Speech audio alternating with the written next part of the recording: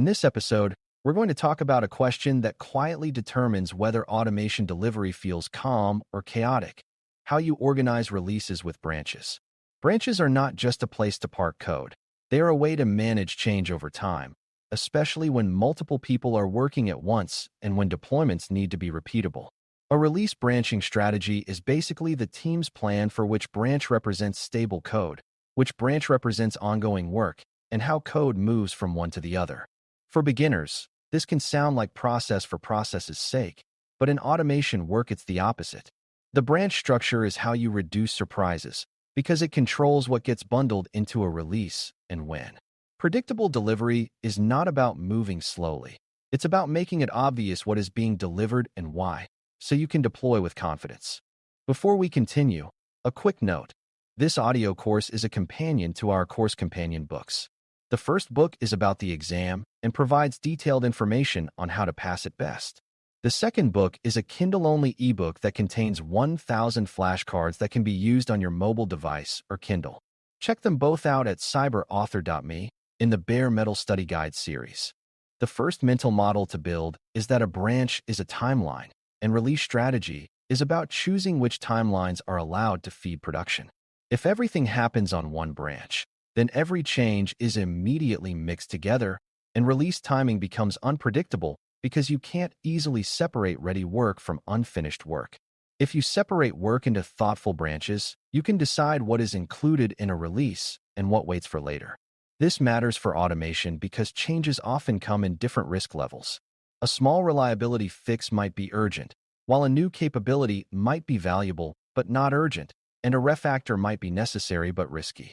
A release branching strategy gives you a way to move the urgent fix to stable without dragging along unrelated work that isn't ready. That control is what supports predictable delivery, because you can define a release scope intentionally instead of accepting whatever happened to land last. One common foundation is having a branch that represents the current stable release line, meaning it reflects what you trust as deployable.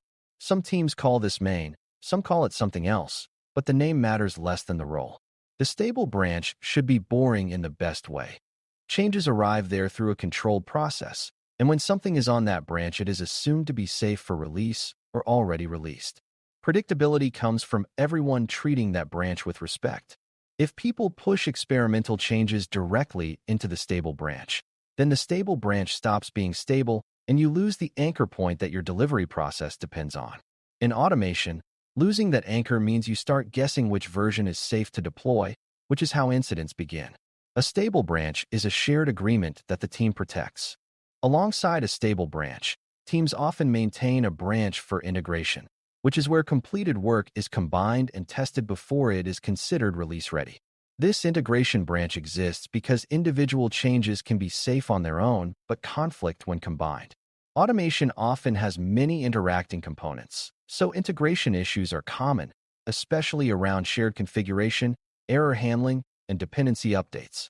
If you integrate continuously in a dedicated branch, you can detect conflicts and failures early, before they reach the stable release line.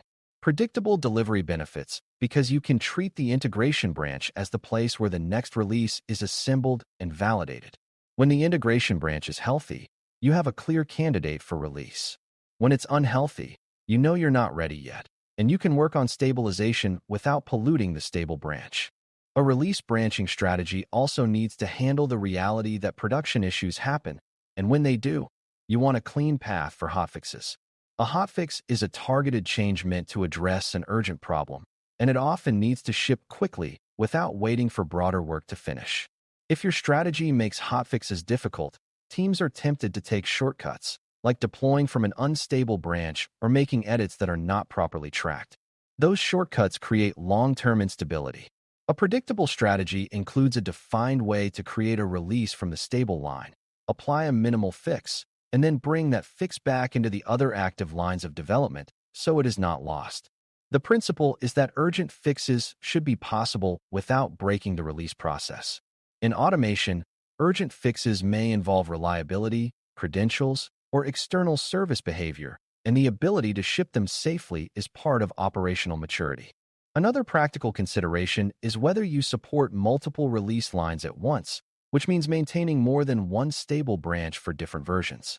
This can happen when different environments or customers cannot upgrade immediately, or when you need to support a long-lived version while building the next one. For beginners, the idea can feel advanced, but the concept is simple. You might need to patch an older version while also continuing development on the newest version. A branching strategy can support this by keeping separate maintenance branches that receive only compatible fixes.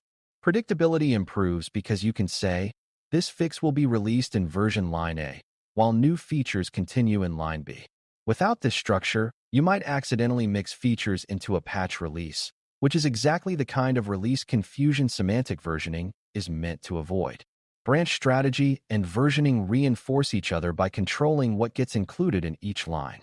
Release branches themselves are another strategy element, and they're often used when you want to stabilize a specific release while allowing new work to continue elsewhere.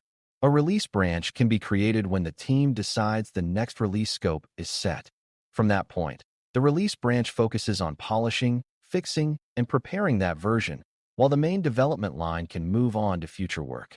This helps predictability because it reduces the pressure to freeze everything for the sake of one release. It also makes it easier to test and validate a release candidate because you have a dedicated branch representing exactly what will be shipped. For automation, this is helpful when you need to coordinate across teams and environments. People can target the release branch for testing and feedback, knowing that it represents a coherent bundle of changes. It's a way of turning a moving target into a stable target long enough to deliver it safely. It's also important to think about how branching strategy affects visibility and decision-making. A branching strategy should make it easy to answer questions like, what is currently deployed, what is being prepared for the next release, and what is still in progress. If your branches are confusing or constantly changing roles, those questions become hard, and hard questions lead to mistakes. Predictable delivery depends on predictability of meaning, not just predictability of dates. Each branch should have a clearly understood purpose, and changes should flow between branches in a consistent way. When the flow is consistent, teams can automate parts of the process, such as building release candidates from a specific branch or triggering validation checks when changes arrive. That automation makes delivery faster and safer because it reduces manual steps that are easy to forget. A common beginner misconception is that branching strategy is about enforcing rules for control, but the real goal is to reduce cognitive load. When you are new, it can feel like extra steps, but what those steps buy you is clarity. If you know that stable releases come from one branch, you know exactly where to look when diagnosing a production issue. If you know that integration happens in another branch, you know where to check when something is failing before release. Clarity reduces argument and guesswork, which matters under stress. In automation work, stress often arrives during incidents or tight delivery windows, and that's when you most need a system that guides you toward the right source of truth.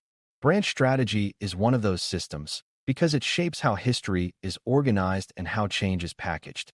To tie this all together, a release branching strategy supports predictable delivery by separating stable code from in-progress work, providing a clear integration point, enabling fast and safe hotfixes, and defining how releases are stabilized. The details can vary by team, but the objective is consistent. Make it obvious what is deployable, make release scope intentional, and make urgent fixes possible without breaking process. When those objectives are met, semantic versioning becomes meaningful because releases are assembled in a controlled way, and filtering becomes easier because changes are organized by branch roles. For beginners, the practical lesson is that predictable delivery is built, not wished into existence.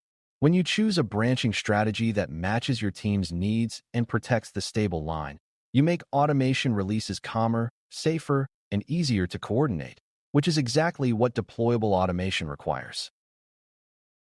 Thanks for listening. For more audio courses, daily newsletters, and more, please visit DailyCyber.News.